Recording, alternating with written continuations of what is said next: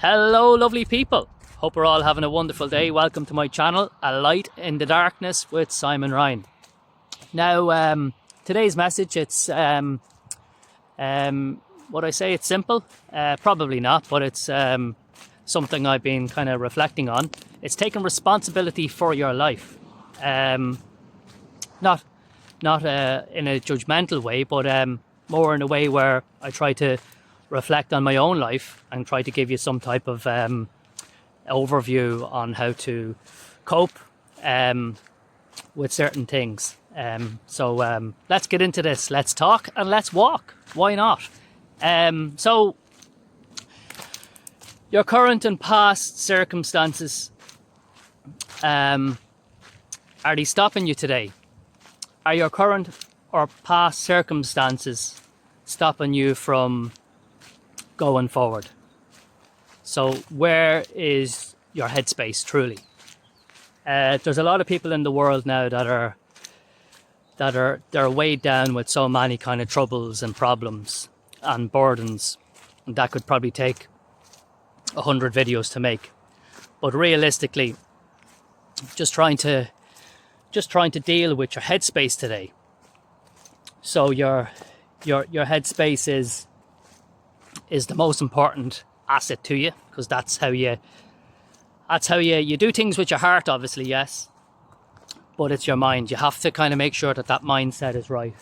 And we know a lot of people in the world who have done amazing things, but we know what happens to them when they obviously start to lose the intellect.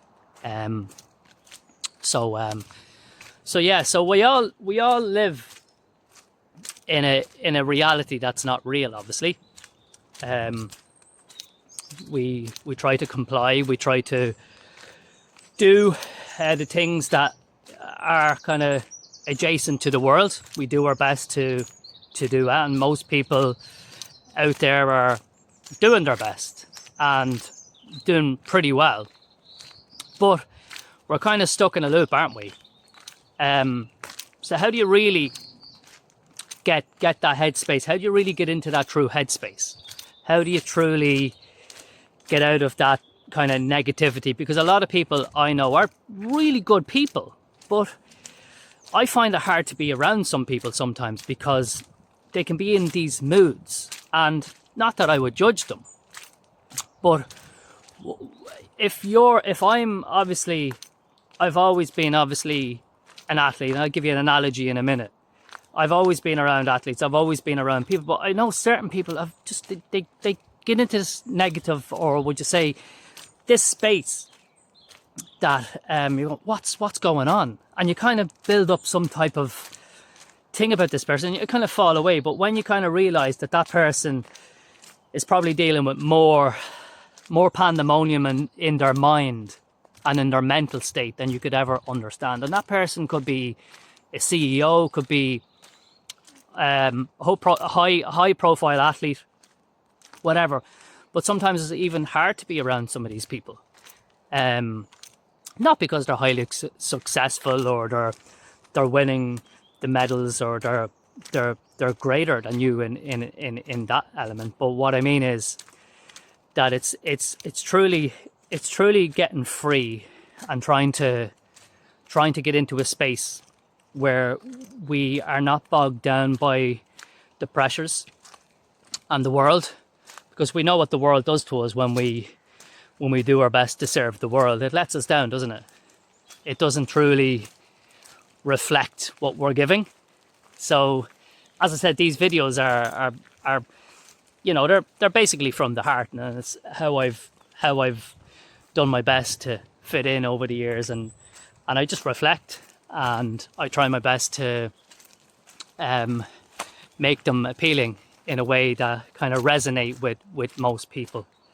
So that's truly it. So you have to kind of find a way to start living freely, because we live in a toxicated world with agendas, with narratives, with legislations, all of these things. They're going to get you. I don't care who you are, what you are. I've met all people from athletics to political backgrounds, and you know, all different peoples from all different parts of life. You'll meet them, and you will say the same thing, that you know, we all survive because we get by, and we do certain things out of character sometimes, and you might kind of point a finger and go, oh, that was a bit strange, but we're all different ultimately. And that's where it comes into that. If we truly start living freely, you will see the true nature of who we truly are. And it's not easy to, when you talk about these areas, it's not easy, because as I said, you can make 200 to 300 videos on these areas and these subjects, because it's very hard to talk about them, as I don't claim to be an expert as such, you know. And that's where it is. So my scope on this is really, it goes back to around 2007, 2008. I took a trip out to Kenya, and I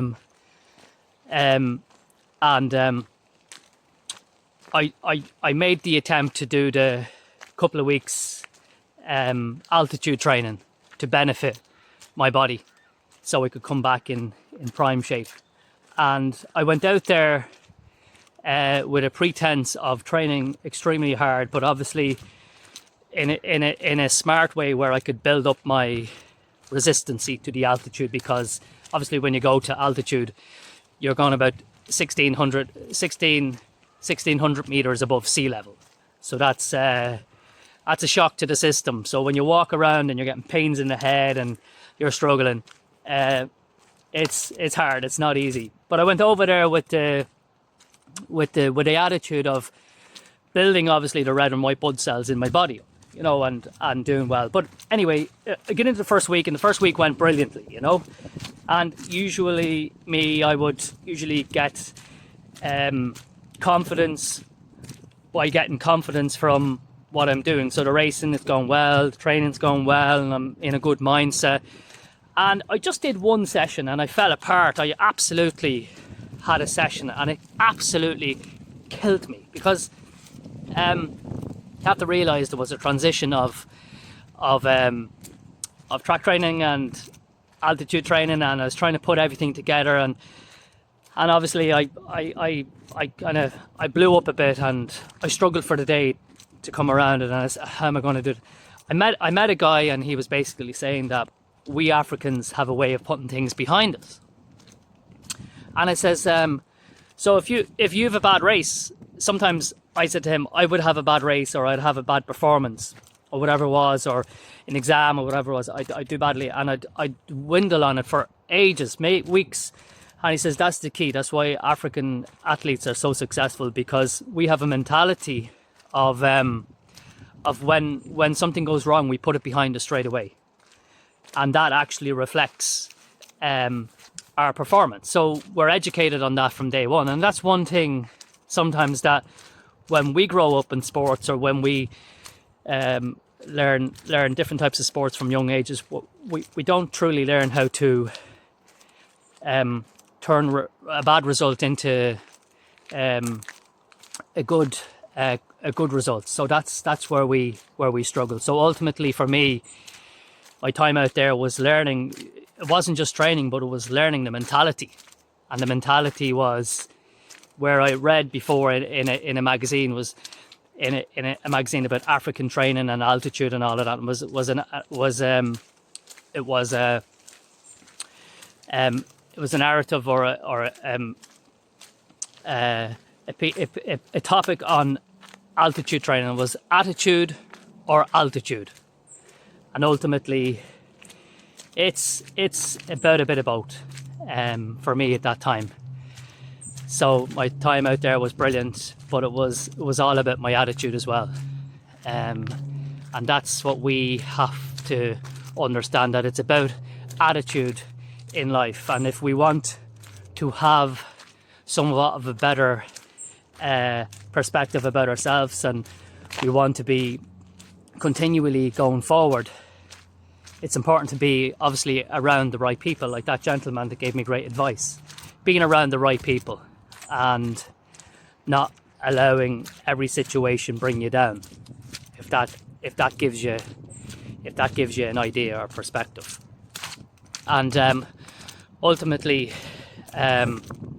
setting goals, making achievable goals, small goals, having aims.